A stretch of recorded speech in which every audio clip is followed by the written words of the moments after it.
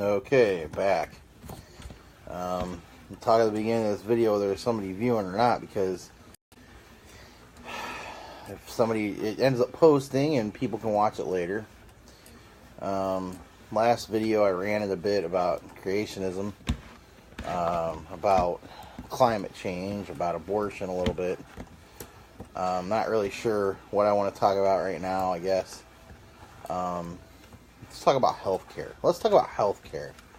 That's a favorite topic of mine because I have to dig up the math. I'll have to dig up the numbers because I need them for the chapter I want to do on healthcare. We absolutely should have a government-run healthcare system. We shouldn't have for-profit healthcare. For-profit healthcare is extortion.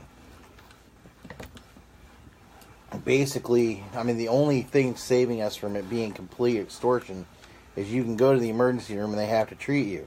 However, if you have a terminal illness, chronic illness, and you need treatment for that chronic illness, like MS, like cancer, like a whole bunch of other diseases that are degenerative, and you need treatment, you are going to have to pay for it. They're not just going to keep treating you. You have to have insurance or you have to have money. That's extortion. If your safety or your life are in danger, if you don't pay, that is the legal definition of extortion. But our privatized healthcare system, our for-profit healthcare system, is legalized extortion. Now, the thing is, if we made no other reforms, at all to our healthcare system, aside from single payer, and we just paid in the premiums that people pay into health insurance companies right now, we would have enough money left over to insure 86 million more people. And that would be more than enough to insure the uninsured that were not insured before the Affordable Care Act, plus the people who are uninsured after the Affordable Care Act. So we would have enough money to do that, plus some. And that plus some means that we would actually end up saving money on our health insurance premiums if we went to a single payer. And think about it, administrative costs go way down. Right now, administrators have to deal with several different kinds of insurance. That takes work, that takes paperwork, that takes phone calls, takes time. All of that gets reduced. So your doctor's costs get reduced. Your doctor's costs get reduced, and the cost of your care theoretically should go down. Or more of the money will go to actual healthcare workers like nurses. You know, they can hire more staff that actually has a direct effect on your care. I would love to see nurses get paid more. Nurses don't get paid enough. But if we made no other reforms besides single payer, we would save money. And then if we go into, you know, government-run hospitals and government-run... I know everybody's like, oh, government-run, government will fuck it up, you know, blah, blah. Oh, that's just speculation. There were county hospitals before Nixon got with Kaiser Permanente and privatized healthcare, privatized hospitals.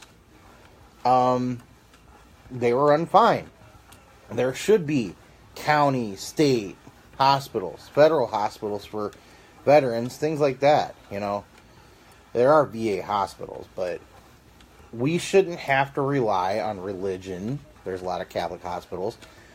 Or on a private industry that has shareholders for healthcare. We shouldn't be paying, when we get sick or injured, or we get terminally ill, we should not be paying enough money to make dividend checks for shareholders. People taking money that they may or may not have inherited, or they made off other things, and they put it into an investment in a health insurance company, or not a health insurance company, but somebody like Blue Cross Blue Shield, or Aetna, or Kaiser Permanente, or any of the other, I don't even know if Kaiser Permanente exists anymore. I haven't heard of them in a long time, but it's, you know, since insurance is regional, it might be that. But we have health insurance companies, or we have for-profit medical industries that pay shareholders our money. When you pay your medical bills, that's part of what you're paying for. So we make that reform. We take the profit motive out of it. We shouldn't have, there is nobody who should be collecting dividend checks on our health care. Everybody should be angry about that. Everybody should be angry about that. And then you have CEOs with golden parachutes and huge pensions and all that kind of stuff. All these people making just, tons of money off of our being sick or injured, terminally ill. It's ghoulish. And I don't think healthcare should be. I don't think pharmaceutical companies should be for profit. And people will be up in arms about that. But one of the biggest investments we make as a country is NASA. And NASA, a lot of science comes out of NASA. Well, why can't a lot of science come out of the National Institute of Health and the CDC? Well, it does.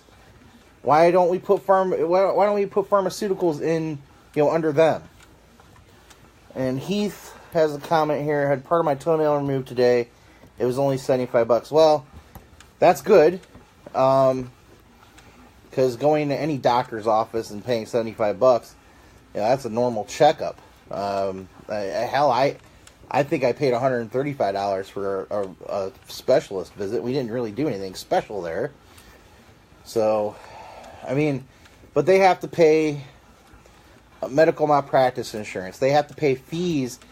I don't know if you know this. I don't know how many people know this. I know at least one of my friends, Tony, she's in medical billing and correcting billing mistakes for medical billing specifically. I don't know if she still does that. That was what she did years ago. But she knows. But a lot of you, I don't know if a lot of you know that when you have an in-network doctor, your doctor has to pay a fee to be in that network. So, if we had single payer, there wouldn't be that fee anymore. That's money they would save.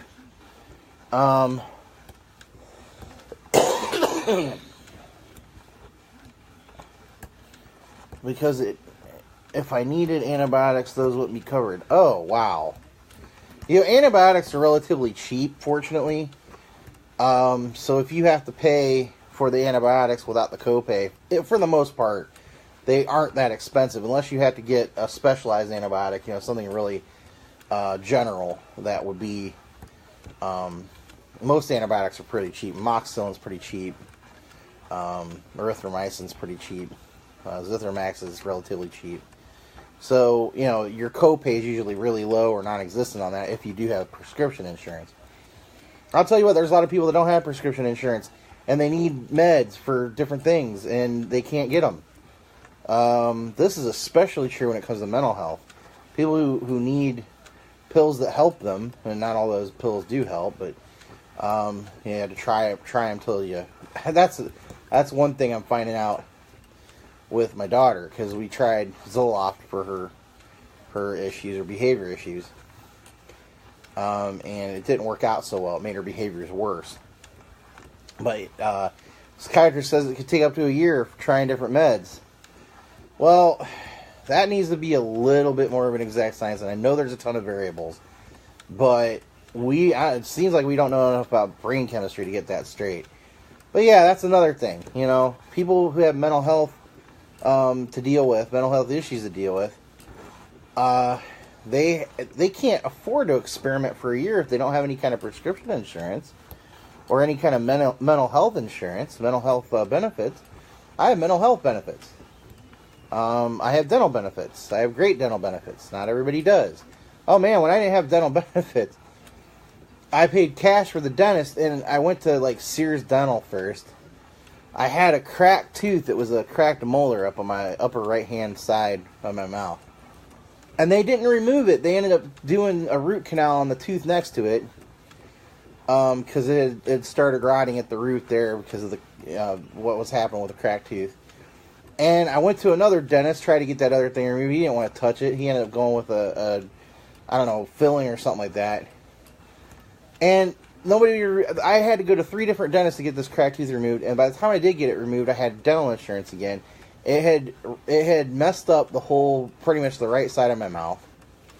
Lost the canine out of it. I ended up cracking my front tooth, and I I actually wear a partial because of those. I'm getting implants sometime. My mom is insisting she wants to pay for one of them.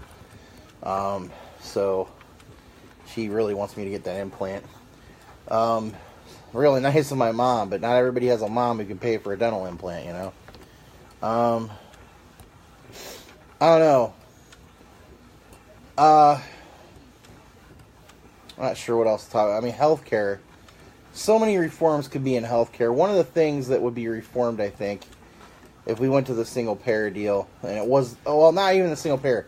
If we went away from a for-profit model. I don't know if you guys noticed this. I don't know how much you've navigated the healthcare system. I know some people have and some people haven't. I've navigated it quite a bit. And let me tell you something. They will do every test that is even tangentially related to your condition in a hospital just to get the money for it. Last time I went in with vertigo. My symptoms did not match. They tangentially matched a heart condition, but there were other symptoms I didn't have that ruled that out. And they knew I didn't have a heart condition. They knew that an hour after I was in there for sure. I had a doctor say, "Oh, you have vertigo, blah, blah, blah." They kept me on a heart unit for 2 days, people. 2 fucking days. And I had an EKG several times during it. I had to have a heart monitor on me, actually, 24/7. Oh, not 24/7, obviously. I wasn't there a week. But I had to have it on 24 hours a day for 2 days straight. And it was uncomfortable as hell. And I had to put it in my pocket of my gown to go to the bathroom. And if I took it off, they came back and put it back on. And I don't have a heart problem. I'm dizzy.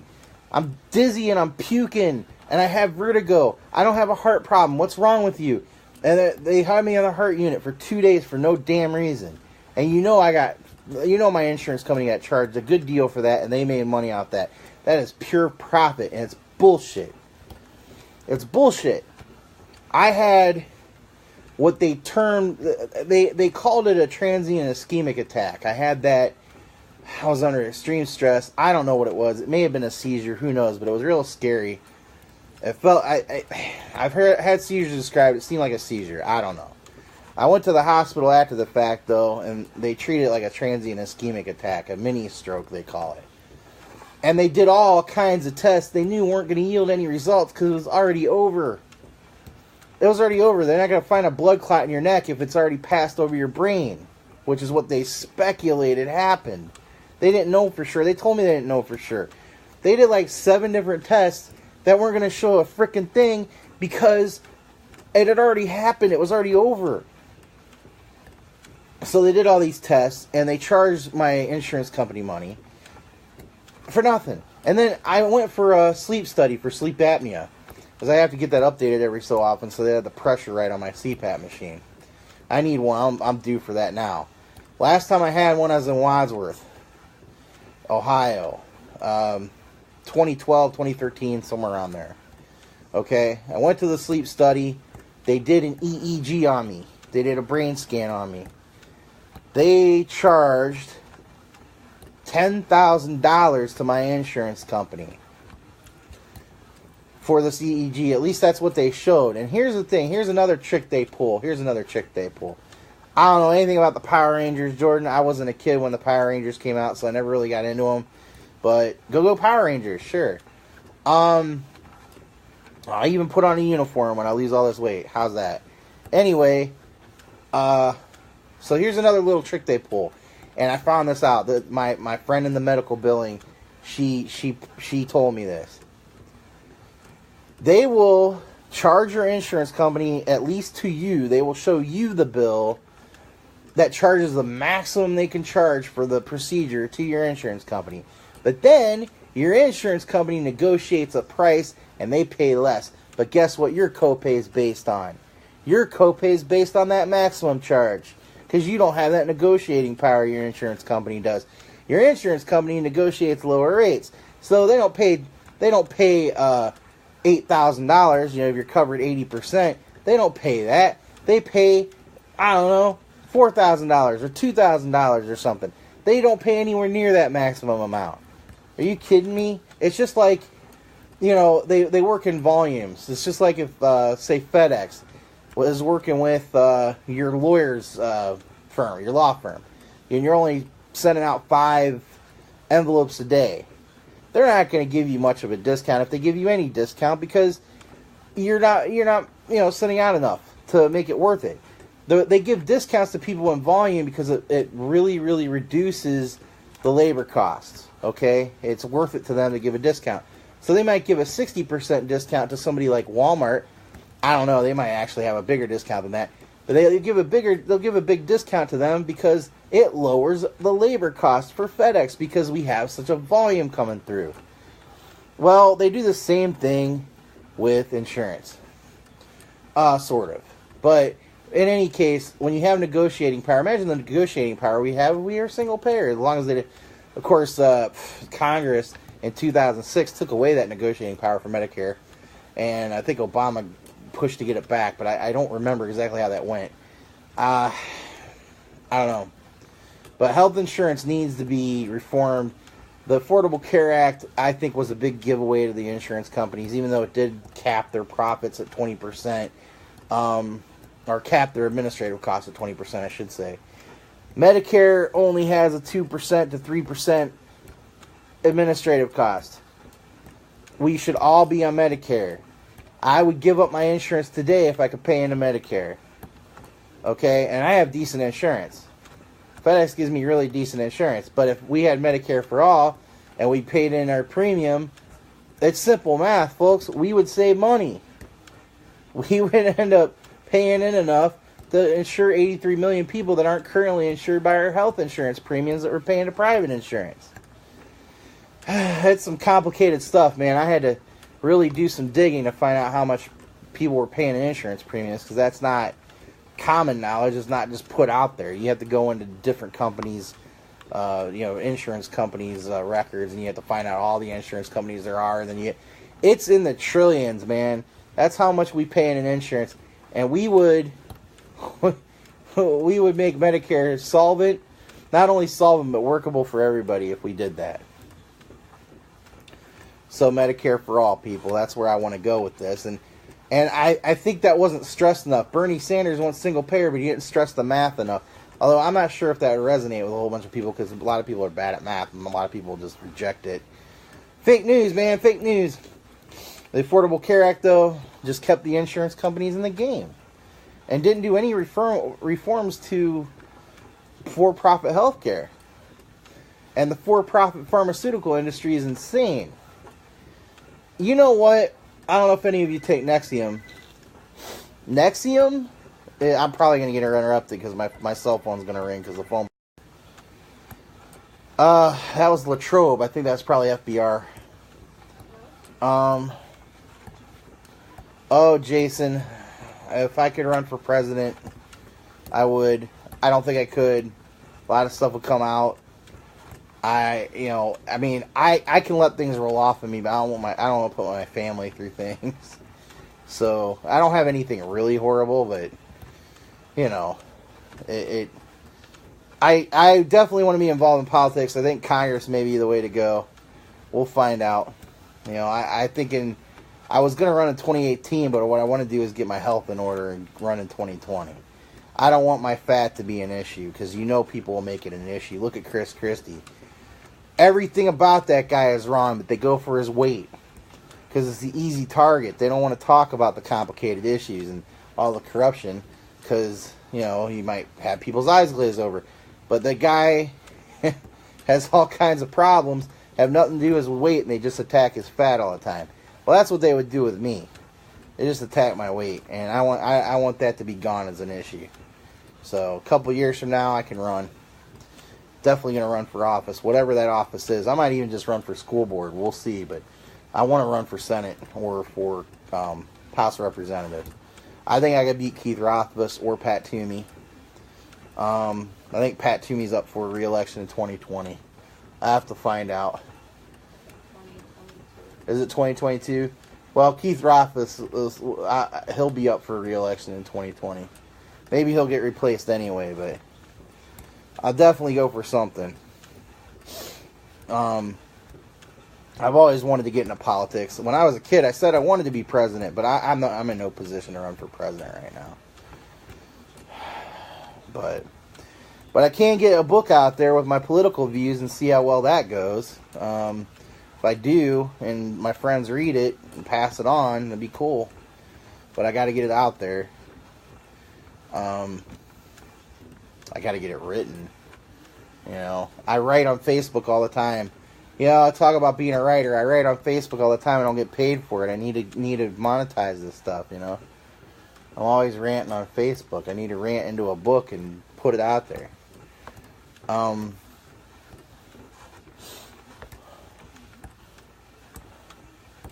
Thanks, Rachel. I appreciate it. If you have any topics you want to see me expand on, I'm open to that. I know I'm going to be talking about climate change. I'll be talking about reproductive health and how the government needs to get their nose out of women's business. And I want to be talking about, you know, I said climate change, healthcare. I'm going to be talking about the economy and how it's hurting the economy to stagnate wages and pay people so little. Labor needs to be valued more.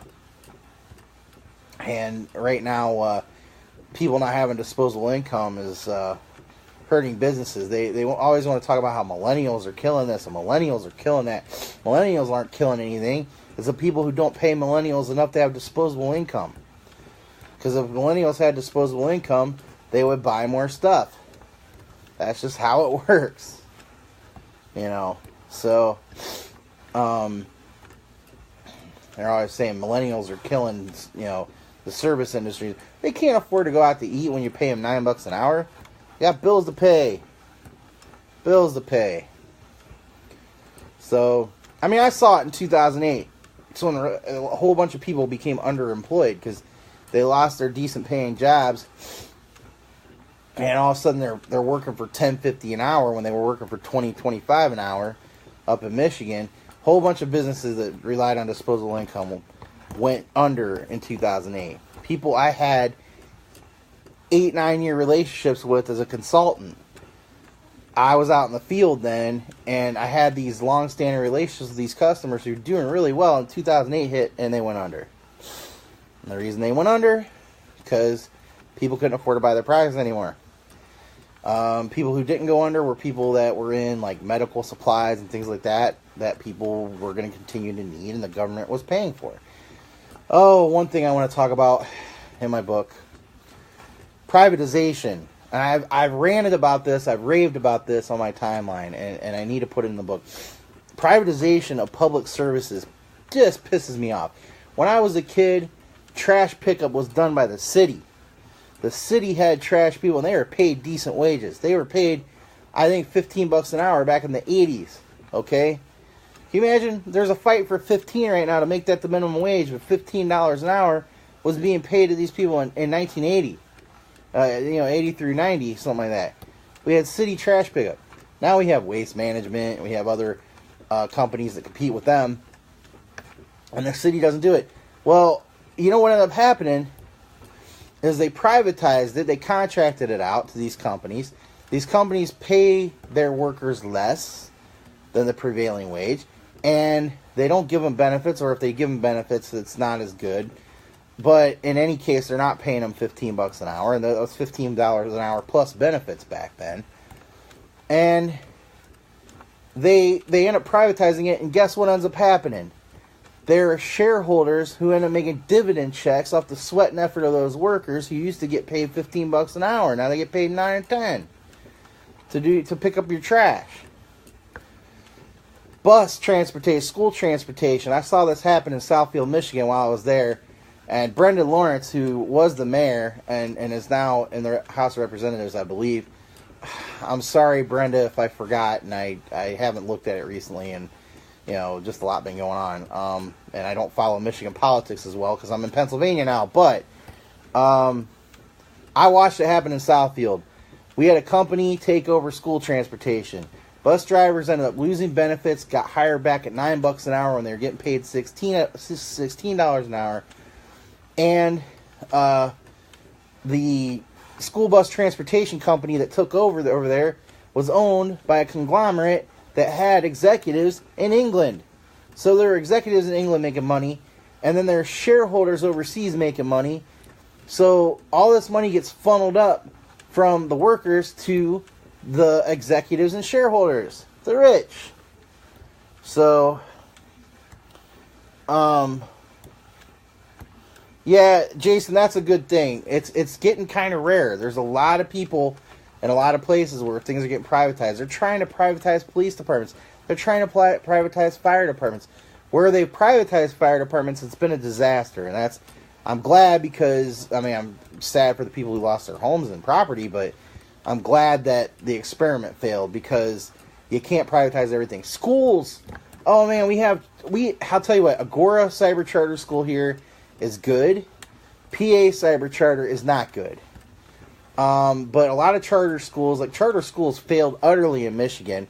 They're good in other places. But we can have private schools, but we shouldn't be paying our public tax dollars for them. Charter schools are a way for private industry to get into the education business at our expense. And that's ridiculous. I think that the state could offer a cyber option without making it a private industry where people end up getting paid less. And I don't know. I do wish we had cyber schools when I was a kid. Well, obviously, we didn't have the internet when I was a kid. Most we had were bulletin boards when I was a teenager.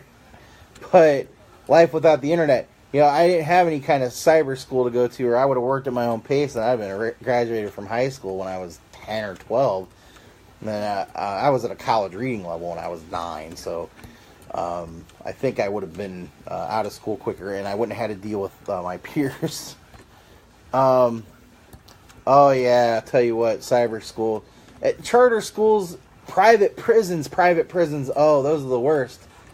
The the charter schools are bad enough, and privatization of everything, it's happening. A lot of public services are going to private contractors. But I think your government should contract when it's a temporary deal and it's not going to be permanent. If it's permanent, it should not have somebody with shareholders. Those charter schools have shareholders. You are paying your tax dollars to shareholders who have nothing to do with the education of your children. That's bullshit. And you should be mad as hell about it. Private prisons, I just mentioned private prisons. Private prisons should not exist. No shareholder should be making money off your tax dollars to house an inmate. 2/3 of which are in for non-violent, victimless crimes. Drug use, drug possession. Those are victimless crimes. No one was a victim in those crimes.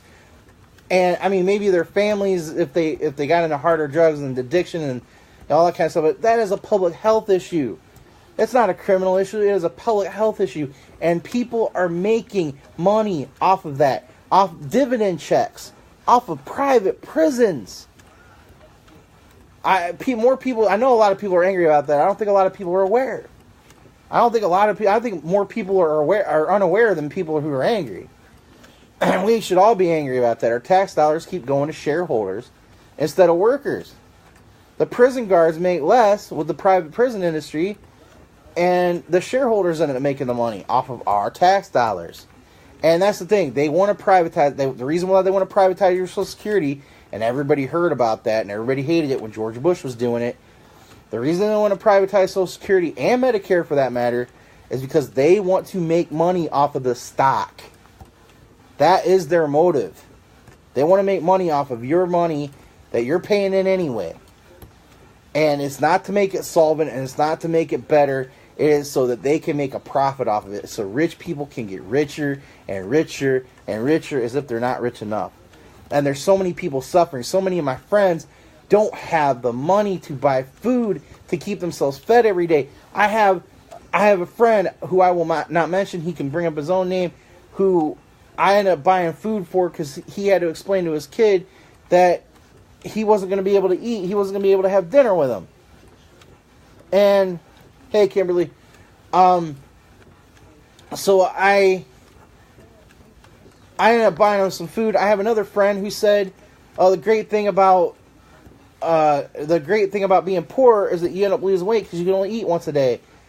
I mean, come on. I got friends who can't eat all the time.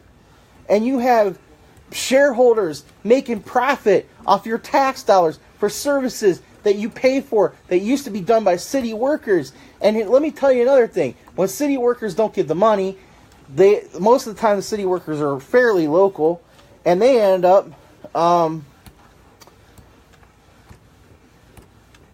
oh yeah, Jay, that is one thing we can touch on in a second after I get done with my rant on the workers. When the workers get paid less, they're local. They don't have enough money to put into the local economy, and that money is getting funneled to somebody who doesn't even live in your community. You should be pissed about that.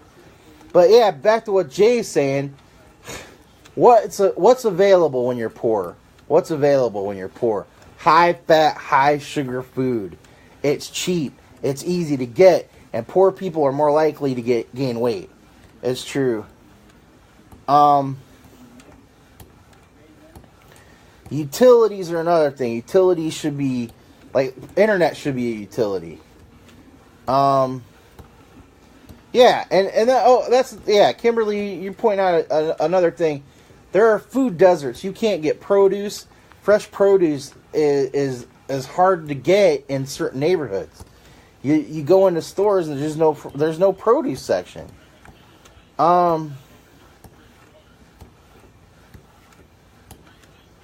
Yeah, I get it, Colin. Yeah, I mean, that's the thing. I had a friend who posted that, but I think she was just, I mean, she just can't afford food, and there's a situation there that's tough. And I'll tell you what, I help people out when I can, but I see what's cheap. Pasta's really cheap, man. You can get fat off pasta real easy. And there's a lot of convenience food that's relatively cheap. If you want to be self-sufficient, you want to make all your own food and everything, you need to have land. You need to have crops. You need to have animals if you're going to eat meat. You need to have a way of growing your food. That all costs money.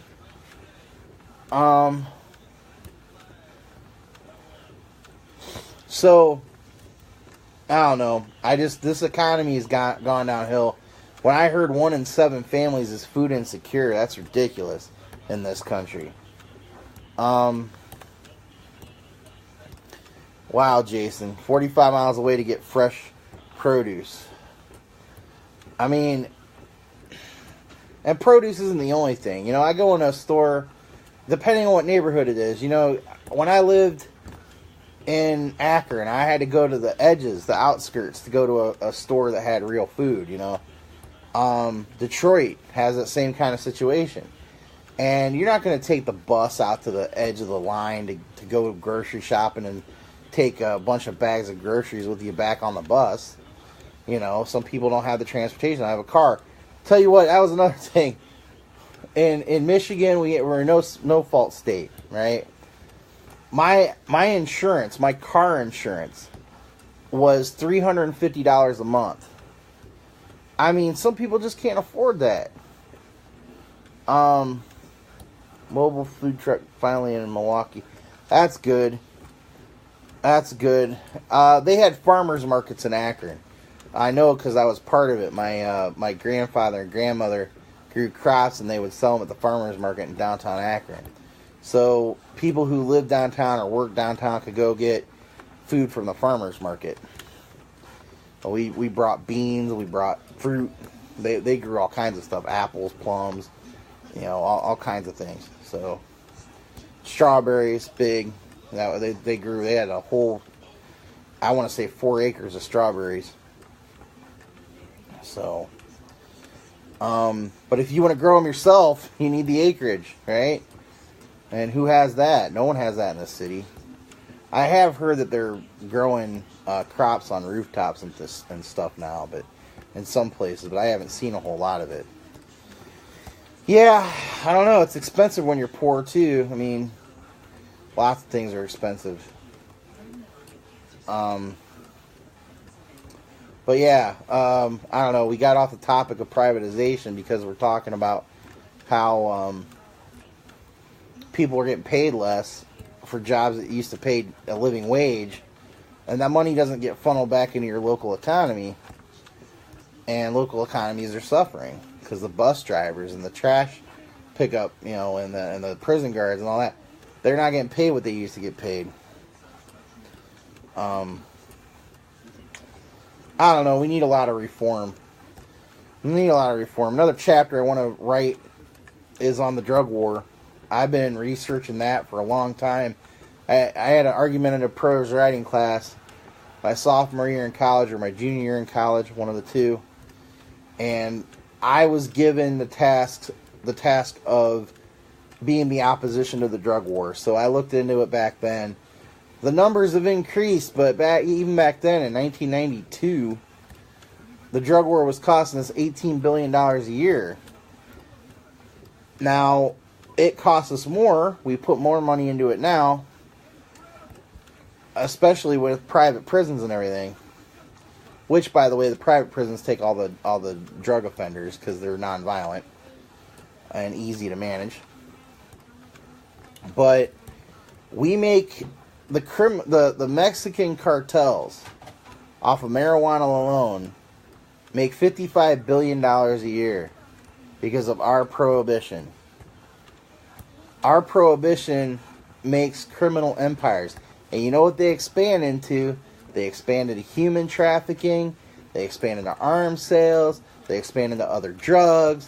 They expand their business just like Al Capone and other gangsters did when we prohibited alcohol. We create criminal empires because we're so afraid of a drug that doesn't really do any harm. It makes people giggle and eat. And it's harmful to people who have schizophrenia. That's about it. Hasn't killed anybody. And there are people who use it for medical purposes. But it should be legal for recreational purposes. It should be taxed. And we should stop criminalizing it. We spend way too much money. It should be a public health addiction of any drug, which marijuana addiction doesn't exist really. I mean, people are addicted to a high, but they're not necessarily, you can't really get chemically dependent on THC. Okay? But like cocaine and heroin, addictive drugs, that's a public health issue. That's not a criminal issue. Criminalizing it, putting people in prison just ruins their lives more. And then when they get out, they're punished. They just keep getting punished because they have that felony on their record. They have a felony for drug possession. A felony for a victimless crime. And they have to put that down on their job applications and their resumes. Or it comes up in a background check. And then they don't get hired. Even after they've served their time, they don't get hired. They might have 2 college degrees. They aren't going to get hired. It's ridiculous.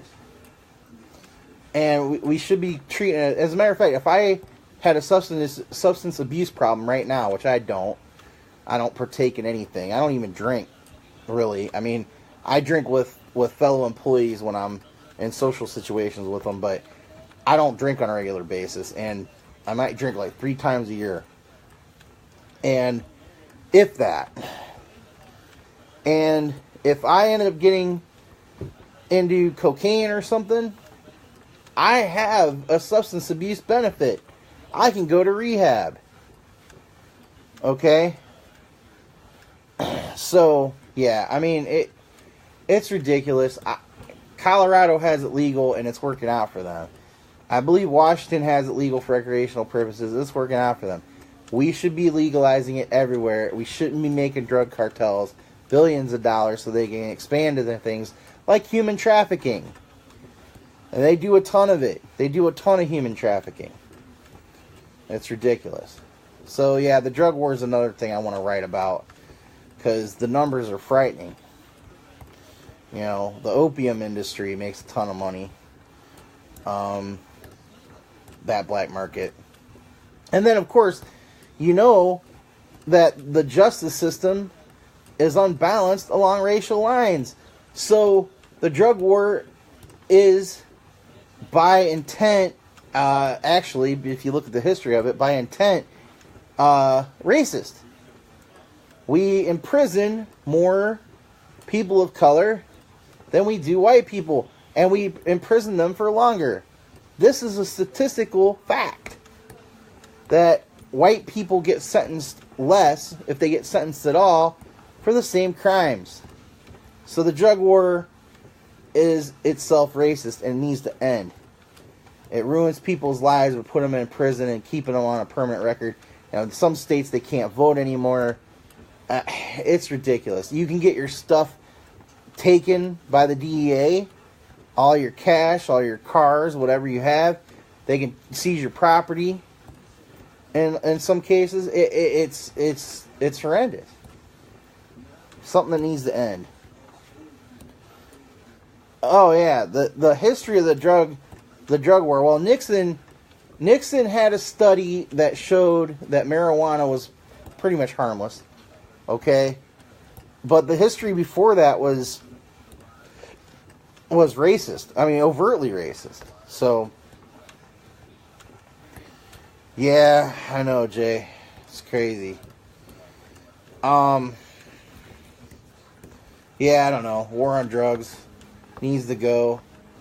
I want to talk about government waste. That's government waste right there.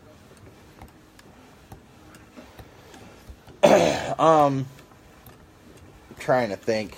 I'm kind of getting lost in thought here, and I have another 17 minutes to go.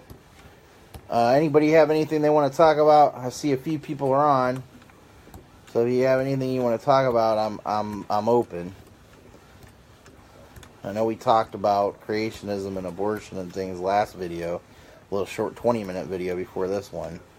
And I went off on a rant and I was yelling at my machine, as Nikki pointed out.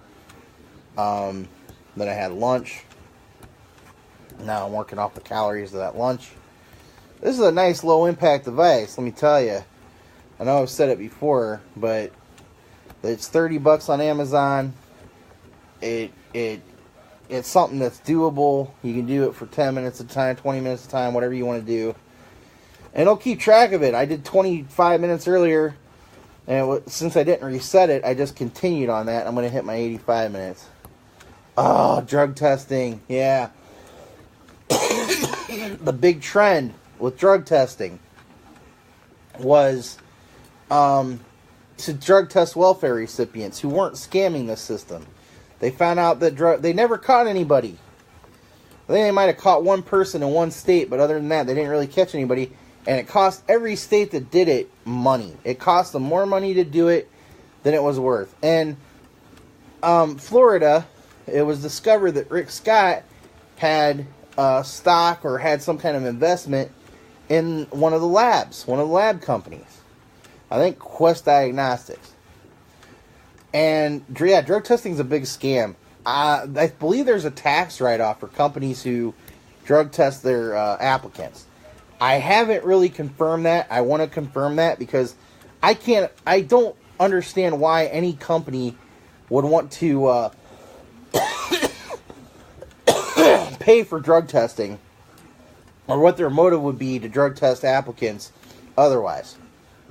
Because you only catch marijuana.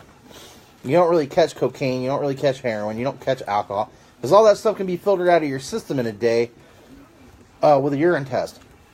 Hair tests are a little bit different. They can catch more drugs for longer. But yeah, it's a big scam. It's a big money maker for labs. And I would imagine that the labs ended up lobbying to make that a thing. You have to follow the money. So yeah, it's a big scam, drug testing. And they keep people who use a harmless drug like marijuana out of gainful employment, which is also ridiculous. And, as I pointed out earlier, racist. The drug war is racist. Well, I don't know. With labs, I mean, if it keeps everybody out of employment, I guess. In any case, drug testing is bullshit because it doesn't catch the hard drugs.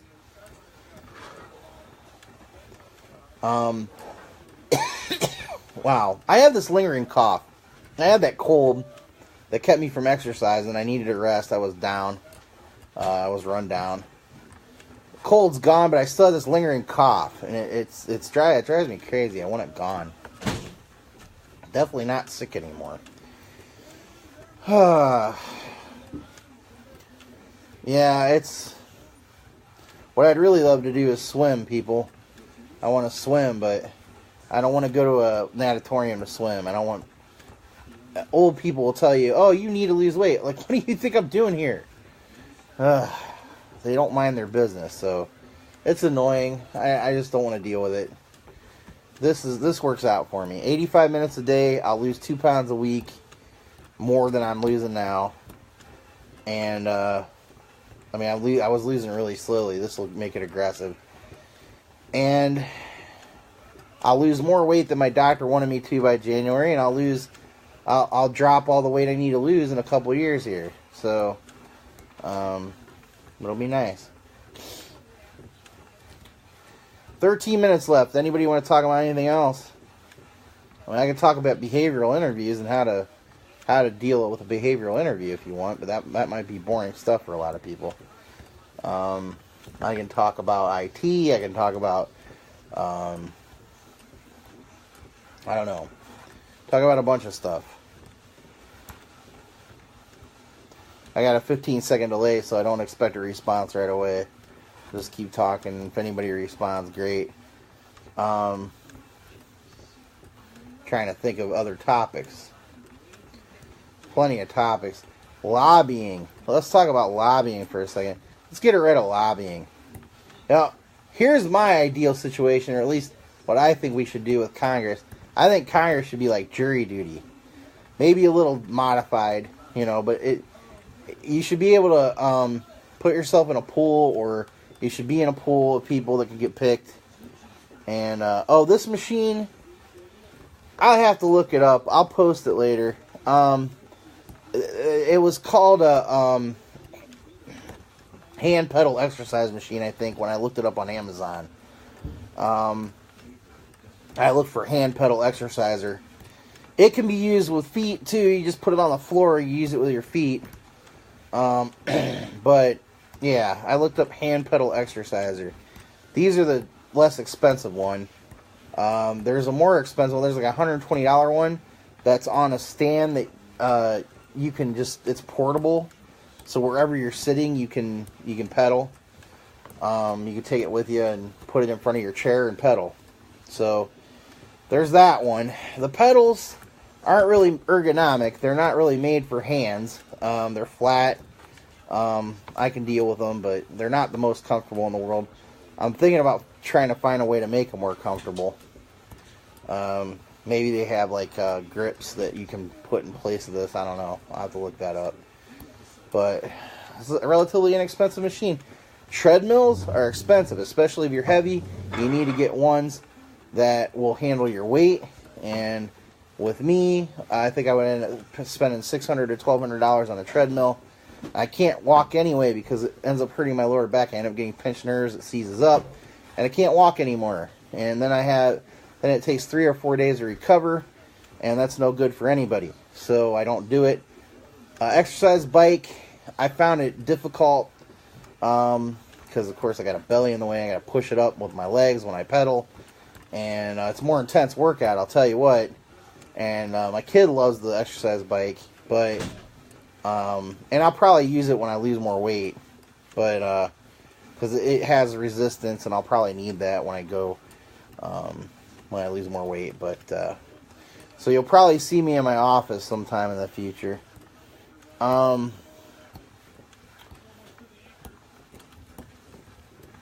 Oh, bad joints. Aging's fun. I have some bad joints. I'm not really sure what to talk about. At 9 minutes left, and I'm not sure. I have plenty of topics I could cover. I don't know if I can cover them in 9 minutes, but weird aches and I'll tell you what. I went to my doctor one time. I said I keep getting this weird pain, in my shoulder, and he's like, "Welcome to aging."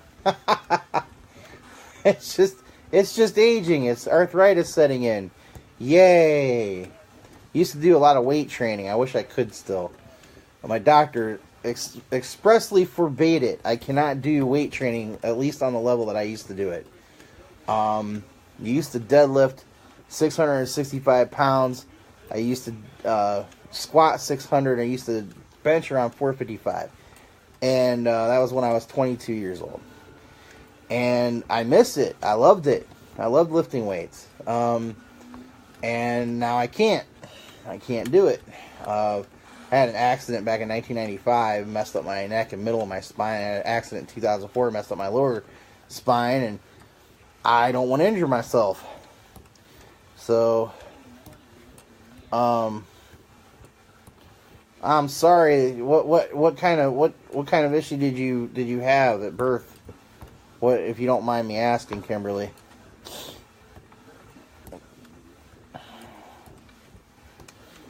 I know some people have fibromyalgia. I know some people have joint issues. I know there's a lot of different conditions out there.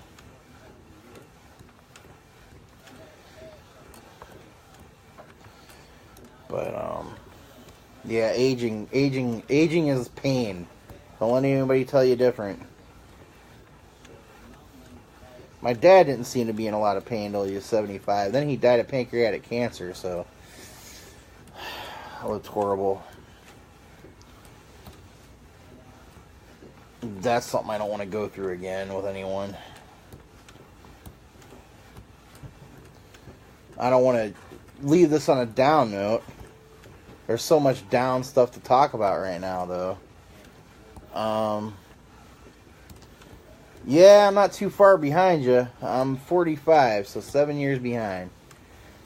The joints start getting achy and everything hurts, and it takes a while to recover from it.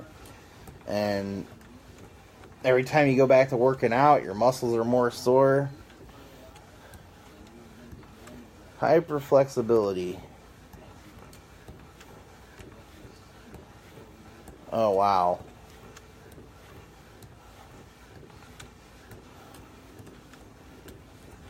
Oh, good. You're exercising along with me. That's awesome. You know what I was thinking about doing? I actually could do it virtually. I was thinking about getting more of these machines and doing it as a group. You know, just sitting around talking while we're exercising. But you know, maybe I could do it as a hangout, and we can just have a conversation. Right now, you know, I get your comments and I can respond to your comments. I know there's Jeannie told me there's about a 15-second delay. So, sorry about that if it seems like I'm not answering you live. But I can talk the whole time, but it'd be cool if I could have a conversation with folks. It'd be pretty awesome. But I know not everybody wants to get on camera, and that's cool too. I mean, I understand that trepidation sometimes. But I was thinking about, we have a outbuilding on the property, so when we buy this, I was thinking about maybe putting a table in there, putting a bunch of these machines, and having a group there. But I would love to do a hangout. And maybe I'll start doing that. I gotta see if there's any interest in it. Maybe I'll do a hangout once a week where everyone can talk. And we can get on Google Hangouts and go on YouTube Live and just have a hangout. Then we can have a back and forth, and it won't be just all me talking and ranting. Because I can do that a lot. I do it a lot on Facebook. Ranting and writing and stuff, but I'll ramble on forever. So, it's almost time to get my kid. 2:43. I think I can make it the whole 85 minutes, though. I got 81 minutes in. Don't know how many calories burned. I got 5,581 rotations right now. And I'll make my goal if I go for just about 4 more minutes. 3¼ minutes left. So, now the thing is, with me pedaling faster and getting more rotations, I'm actually burning more calories every day. So I might end up losing 2.5 pounds a week. Who knows? It'd be nice. But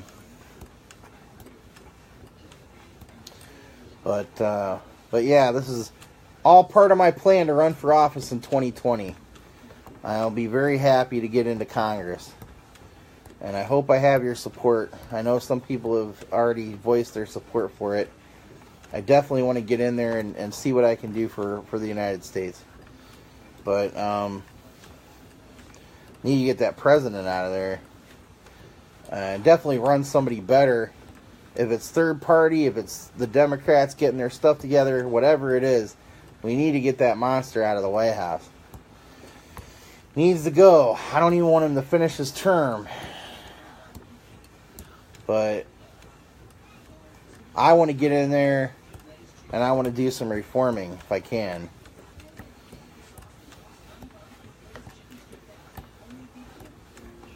Yeah, I definitely know you have my back, Grant, though. I know that for sure. I know that for sure. You've always had my back. So, and I know Jeannie has my back. She's always supported me in all my crazy ideas. My crazy weirdness. She and I are weird together. 2 more minutes. I appreciate that. I wish I could be in a position where my friends could all vote for me. You have to all move to Pennsylvania if you really want to vote for me, though. Pittsburgh's nice, has a lot of jobs. You know what? I'll definitely talk to you, because in my district, there's in New Kensington especially, there's a heavy population of black people, and I don't think there's a lot of Hispanic people. I have to look into it, but I think it's almost all, white parts and black parts, essentially.